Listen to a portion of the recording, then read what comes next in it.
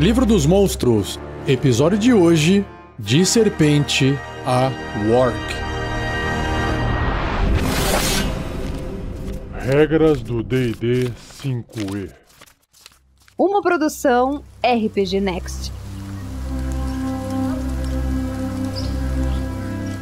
Serpente venenosa. Ela é uma besta miúda, não tem nenhuma tendência, um alinhamento, ela é imparcial. Classe armadura 13, vindo da sua alta destreza. 2 pontos de vida, deslocamento 9 metros no chão e nadando 9 metros também. Que legal. E aí ela tem uma inteligência 1, força 2, destreza bem alta, né? 16, constituição 11 e aquele valor alto de sabedoria, não alto, né? 10 é na média para um ser humano, mas representa o seu instinto, acredito eu, e carisma 3. Percepção às cegas de 3 metros, bacana. E ela tem um nível de desafio de 1/8, 25 pontos de experiência. Ela não tem nenhum traço, mas tem a sua ação de mordida, que é um ataque corpo a corpo com arma, mais 5 para atingir. O alcance é 1,5 m um alvo. Se acertar 1 de dano perfurante, até aqui beleza. E o alvo deve realizar um teste de resistência de constituição com dificuldade 10, ou vai sofrer 5 ou 2d4 de dano de veneno se falhar nesse teste de resistência, ou metade do dano, mesmo tendo sucesso. Bacana. Então, para representar o veneno ali doído, né? Show. E aí tem ainda a serpente venenosa gigante, que é uma besta média, também imparcial. Classe armadura 14, porque a sua destreza fica mais alta ainda. 11 pontos de vida. Deslocamento não muda nada, continua 9 metros no chão e também na água. E a sua força agora de 2 sobe para 10. A destreza vai para 18, constituição 13, tudo tá subindo, tudo acima de 10, que seria a média do ser humano, né? Inteligência continua bem baixa, 2, mas já é o dobro. Sabedoria 10, não muda nada, e carisma 3, igual. E ela passa a ter um bônus de percepção de mais 2, um pouquinho ali, mais 10% de chance. Sentidos, percepção às cegas de 3 metros, não mudou nada, só que agora ela tem um nível de desafio de 1/4, dobrou, 50 pontos de experiência. Não apresenta nenhum traço extra e a mordida, apesar de ser igual, mecanicamente falando, tem os números maiores. Então ela é um ataque corpo a corpo com arma, mais 6 para atingir, um pouquinho mais fácil de atingir o alvo. O alcance agora é 3 metros, dobrou, não é mais adjacente, né? Se acertar 6 ou 1d4 mais 4 de dano perfurante, e aí aquele teste para resistir ao veneno tem uma dificuldade de 11, um pouquinho maior, mas se não passar, vai sofrer 10 ou 3d6 de dano de veneno. E mesmo que passe no teste, vai tomar metade desse veneno aí. Texugo. Texugo é uma besta miúda, imparcial, classe armadura 10, pontos de vida 3, deslocamento 6 metros na terra e escavando 1,5 m. Bonitinho. Em atributos, nada demais que deve ser destacado aqui. Sentidos, visão no escuro de 9 metros, percepção passiva de 11, ele tem nível de desafio 0, mas concede 10 pontos de experiência porque ele tem um ataque, uma ação, né? Faro aguçado, o Texugo tem vantagem em teste de sabedoria percepção quando está usando o olfato, e a ação que ele tem é a mordida, que é um ataque corpo a corpo com arma, mais 2 para atingir um alvo adjacente e se acertar causar 1 de dano perfurante. Até aqui tá beleza, mas tem o Texugo gigante. O Texugo gigante já é uma besta média, ocupando um quadradinho inteiro ali no tabuleiro, continua com sua tendência alinhamento imparcial. Classe armadura 10, pontos de vida 13, deslocamento na terra melhorou um pouquinho, 9 metros, e escavação dobrou, 3 metros a velocidade de escavação. Nos atributos, força foi para 13, destreza 10, ok, constituição 15, bem alto. E aí aquela tríade famosa, né, inteligência baixa, 2, sabedoria alta, 12 e carisma volta a cair, 5. Sentidos, visão no escuro de 9 metros é a mesma coisa que o Texugo normal, só que agora ele tem 1/4 de nível de desafio, ou 50 de XP. Faro aguçado se mantém com o olfato e ações, aí fica legal, ó. Além da mordida, tem a garra e o ataques múltiplos, que diz que o Texugo realiza 2 ataques, um com a sua mordida e um com as garras. Então, garras e mordidas são ataques corpo a corpo, ambas mais 3 para atingir o alvo adjacente, só que se a mordida acertar causa 4 ou 1d6 mais 1 de dano perfurante, e a garra causa 6 ou 2d4 mais 1 de dano cortante. Então, a garra é mais letal aqui. Tigre. Esse eu quero ver. É uma besta grande, imparcial, classe armadura 12, por causa da sua destreza, pontos de vida 37, fortinho, deslocamento 12 metros também, rápido. Pega o ser humano fácil. Força 17, fortinho. Destreza 15, bem ágil. Constituição 14, alta também. Inteligência 3, que é o limiar das inteligências de besta ali, né? Bestas naturais, né? De tamanho natural que a gente conhece. Acho que a besta que teve a inteligência mais alta até agora foi 4, se eu não me engano. Sabedoria 12, uma ótima sabedoria. E carisma 8. E aí ele tem um bônus de furtividade que é mais 6 e percepção que é mais 3. Seu nível de desafio é 1, 200 pontos de experiência. E aí, é claro, né? O tigre vai ter um traço chamado bote. Se ele se mover pelo menos 6 metros em linha reta, que é metade do seu movimento, em direção ao alvo logo antes de atingi-lo com seu ataque de garra, o alvo deve ser bem sucedido num teste de resistência com dificuldade 13 de força para não cair no chão. E aí, se o alvo falhar no teste, ele vai cair no chão. O tigre então realiza com uma ação bônus um ataque de mordida contra ele, se ele quiser. Já o outro traço é o faro aguçado, que dá vantagem de percepção para o tigre quando ele está usando o olfato. E na parte de ações ele tem mordida e garras, né? Ambos ataques corpo a corpo com arma, mais 5 para atingir apenas um alvo. No caso, a mordida se acertar causa 8, ou 1d10 mais 3 de dano perfurante. E a garra 7, ou 1d8 mais 3 de dano cortante. Então a mordida causa um estrago maior do que a garra. E continuando dentro do tigre ainda, tem o tigre dentes de sabre, uma besta grande, do mesmo tamanho de um tigre. Quer dizer, mesmo espaço ali no tabuleiro, né? 2 por 2 quadradinhos. Ele é imparcial, classe armadura 12, até aqui igual o tigre, só que tem 57 pontos de vida ao invés de 37. Então já bem mais forte. É bem mais resistente, né? Deslocamento 12 metros igual. Força 18, um pontinho a mais, mas esse um ponto a mais já concede um bônus a mais, de mais 3 vai para mais 4. A destreza é 14, é um pouquinho menor do que o tigre normal, só que não faz diferença em termos de bônus. Constituição 15, um pontinho a mais, mesma coisa. Inteligência 3 não muda nada, sabedoria 12 e carisma 8. Então bem parecido com o tigre, que é mais diferente aqui são os pontos de vida. Furtividade e percepção, mesmo tipo de bônus, mais 6 e mais 3. Só que o seu nível de desafio é 2, não 1, e concede 450 pontos de experiência. Principalmente porque vai causar um pouquinho mais de dano com essa força a mais e os seus pontos de vida que são bem maiores, né? O bote é a mesma coisa do tigre. Se move os 6 metros, dá um pulo, só que para resistir e não cair no chão, a dificuldade aumenta em 1 ponto, porque a força do tigre é maior. Então é CD 14. Tem o faro aguçado que não muda nada. E as ações de mordida e garra é a mesma coisa. Só que tem mais 6 para atingir ao invés de mais 5. E o dano, o dado aumenta inclusive. A mordida, ao invés de ser o dado de 1d10, o dado de 10 faces, agora é o D12. E o D12 mais 4 ao invés de mais 3. Então o dano médio sai de 8 e vai para 10 com a mordida. E as garras também sofrem um incremento, só que não nos dados. Ao invés de rolar 1d8 e somar 3, rola-se 2d6 e soma 4. Então o dano médio da garra sobe para 11, de 7 vai para 11, que torna esse tigre dentes de sabre mais desafiador.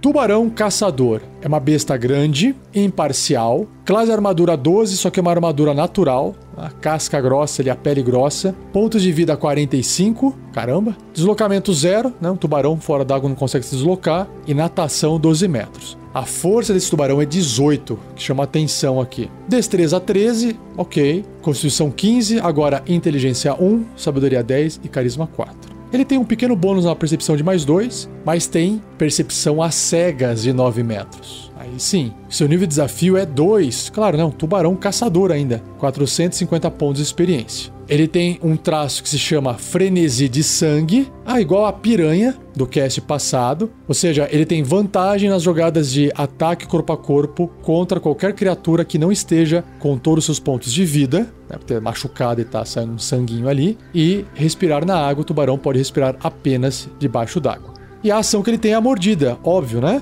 É um ataque corpo a corpo com arma, mais 6 para poder atingir o alvo adjacente. Se acertar, causa 13 ou 2d8 mais 4 de dano perfurante. E aí tem uma descrição aqui, ó. Menor que um tubarão gigante, que já eu vou ler para você, só que maior e mais feroz que um tubarão dos arrecifes, que eu vou ler na sequência também. Um tubarão caçador assombra as águas profundas. Ele geralmente caça sozinho, mas diversos tubarões caçadores podem se alimentar na mesma área. Um tubarão caçador totalmente crescido tem entre 4,5 e 6 metros de comprimento. Bem grande. E aí, dentro dos tubarões ainda, o tubarão dos arrecifes. Vamos comparando aqui com o tubarão caçador. É menorzinho, uma besta média, imparcial, classe armadura 12, a mesma classe armadura do tubarão caçador, pontos de vida 22, praticamente metade do tubarão caçador, e nadando 12 metros, mesma velocidade. E é claro que, por ser menor, seus atributos físicos são menores também. Por exemplo, a força cai para 14, mas o resto fica bem parecido com o tubarão caçador.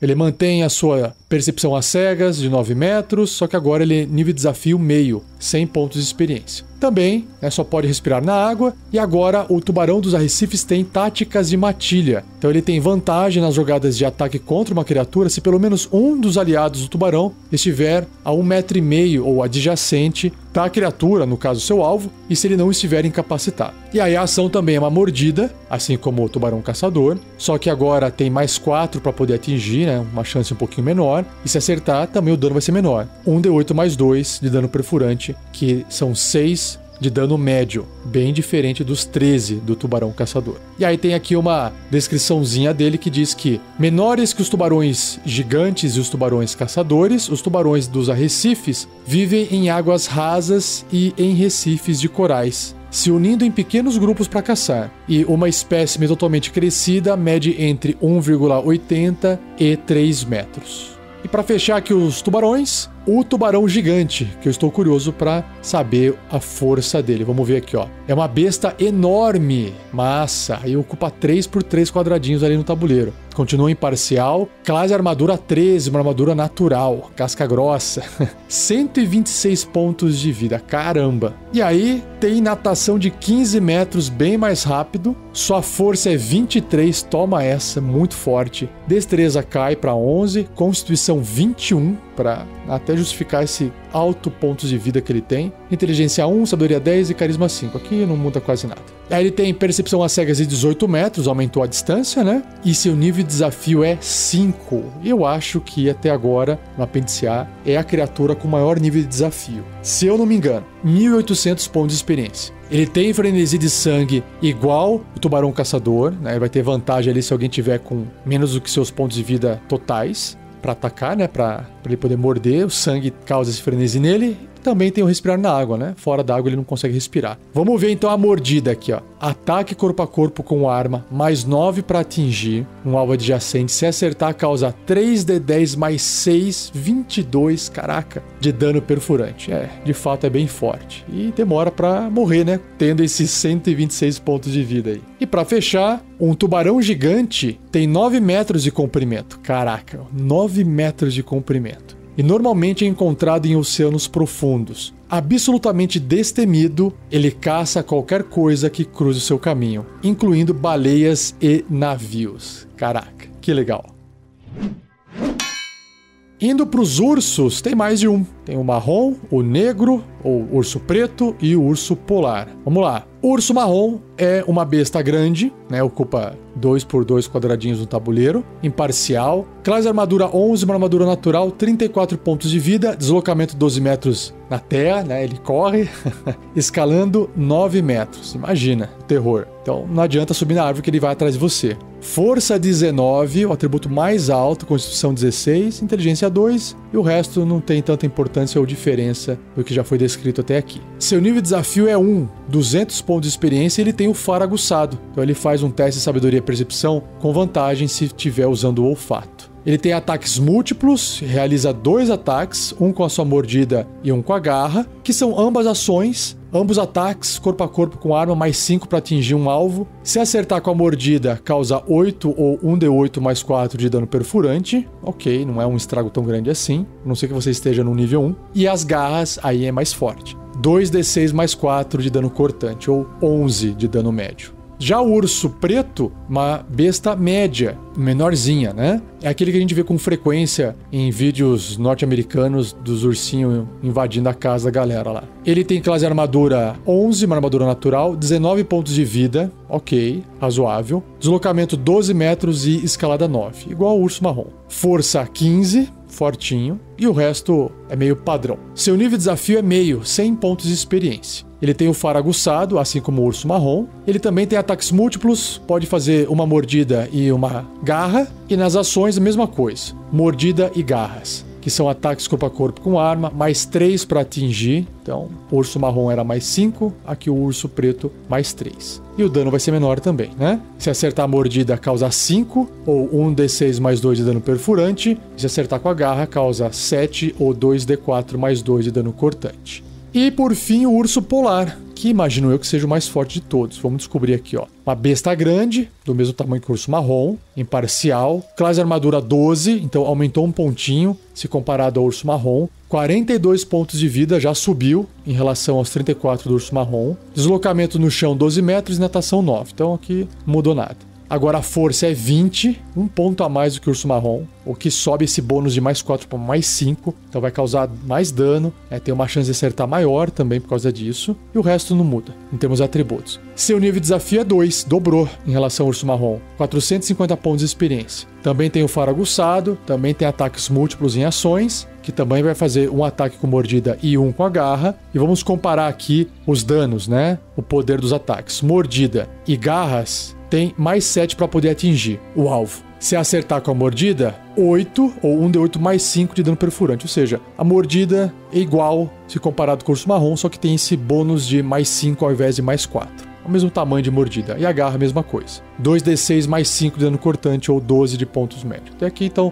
não mudou muito em termos de dano, mas em pontos de vida ficou mais forte o urso polar. E aí tem uma variação para fechar os ursos, uma variação de regra aqui numa caixinha de texto chamada Urso das Cavernas. Ah, que legal. Alguns ursos se adaptaram à vida no subterrâneo, alimentando-se de líquens e peixes cegos, conhecidos como ursos das cavernas. Esses gigantes mal-humorados têm pelo grosso e negro e visão no escuro, com alcance de 18 metros. No mais, eles têm as mesmas estatísticas de um urso polar. Show!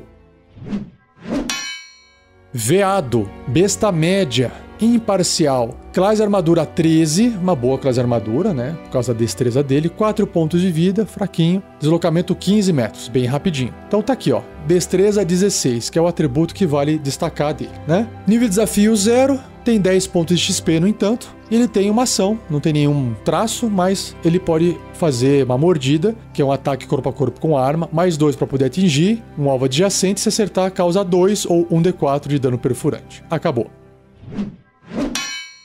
A penúltima criatura ou monstro é a Vespa Gigante, uma besta média. Nossa, imagina o tamanho disso. Imparcial, classe armadura 12, 13 pontos de vida, deslocamento se estiver no chão 3 metros e voando 15. Ela tem força 10, só por curiosidade, né, para eu ter uma noção de um inseto desse tamanho. Destreza 14, constituição 10, inteligência 1, sabedoria 10 e carisma 3. Nível de desafio meio, caramba, 100 pontos de experiência. E aí, a ação que ela tem é ferrão. Um ataque corpo a corpo com arma, mais 4 para poder atingir um alvo adjacente a ela. Se acertar, causa 5 ou 1d6 mais 2 de dano perfurante, né, com o ferrão. E o alvo deve realizar um teste de resistência de constituição com dificuldade 11 ou sofrer 10, caraca, ou 3d6 de dano de veneno se fracassar no teste. Ou metade, mesmo que obtenha sucesso, muito forte. Se o veneno reduzir os pontos de vida desse alvo a 0, ele fica estável, mas envenenado por 1 hora. Mesmo após recuperar pontos de vida, ele fica paralisado enquanto estiver envenenado dessa forma. Então tá aí o terror de quem lutar contra uma vespa gigante.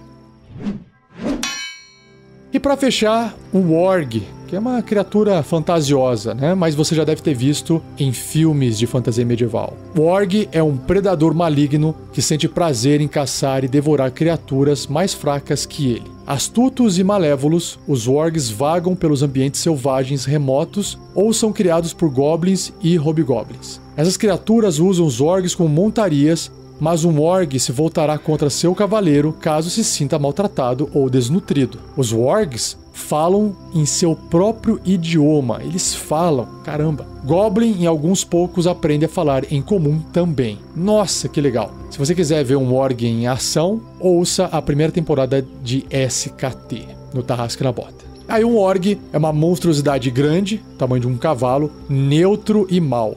Ele tem consciência ali do que ele está fazendo. Classe de armadura 13, 26 pontos de vida, deslocamento 15. Em atributos vale a pena ver aqui, ó. Força 16, fortinho, destreza 13, ok. Constituição 13, ok. Inteligência aí que pega, por isso que ele consegue falar, né? Inteligência 7. Então ele tem inteligência suficiente para poder se comunicar, aprender a falar. Ele também tem uma estrutura fisiológica que permite ele falar, né? Sabedoria 11 e carisma 8. Então ele tem também visão no escuro de 18 metros e idiomas Goblin ou Warg, e talvez até comum. Nível de desafio meio, 100 pontos de experiência. Ele tem audição e faro aguçados, ou seja, ele faz um teste de sabedoria e percepção com vantagem, se estiver usando audição e olfato. E aí ele tem a sua ação que é mordida. É um ataque corpo a corpo com arma, mais 5 para poder atingir um alvo adjacente a ele, se acertar 10 ou 2d6 mais 3 de dano perfurante. Só que se esse alvo for uma criatura, ela deve ser bem sucedida num teste de resistência com dificuldade 13, um teste de resistência de força, para não cair no chão. Ele vai fazer igual o cachorro lá, ou igual um lobo, né? Vai morder, vai chacoalhar a cabeça, assim, para tentar derrubar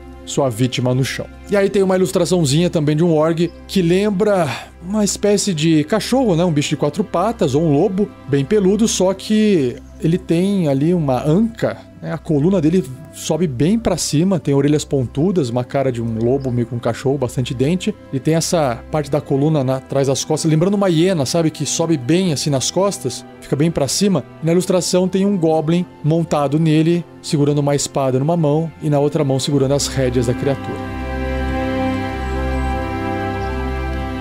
Seja você também um guerreiro ou uma guerreira do bem. Para saber mais, acesse padrim.com.br/rpgnext ou picpay.me/rpgnext.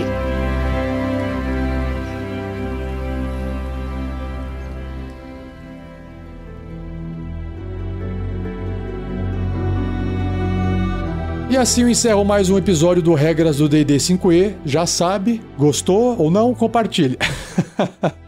Deixa o like, se você estiver ouvindo em algum local que dê para deixar o like. Agradeço ao Gleico Vieira Pereira por mais uma edição fantástica. E eu quero reforçar aqui o jabazinho do novo servidor no Discord. Se você ainda não ouviu essa novidade que eu anunciei no episódio passado, estou repetindo. Tem um servidor chamado D&D-BR. É um novo servidor que eu criei destinado aos amantes do D&D de qualquer edição, inclusive de edições futuras. O link já deixei no post do episódio e se você quiser acessar, saiba que esse servidor foi criado para poder compartilhar material, desde que você não coloque coisas piratas lá dentro, tem as regras do servidor, vamos evitar problemas. Você pode conversar, pode fazer seu jabá também se você tiver, discutir o que você acha mais interessante. Também tem local para você encontrar mestres e jogadores. Não importa se é gratuito ou se é pago, se é por hobby ou se é por trabalho. Certinho? Então acesse o post desse episódio, vá pegar o link do servidor D&D-BR. E não perca o próximo episódio, onde eu irei apresentar o Apêndice B, que são personagens do mestre, os NPCs ou em inglês PDMs. NPC é o Non-Playable Character, que é os personagens não jogáveis. Em português o pessoal traduziu como personagem do mestre. Enfim, tanto faz. E aí eu vou começar com o Acólito e irei até o Cultista, beleza? Então, muito obrigado, abraço e até o próximo episódio.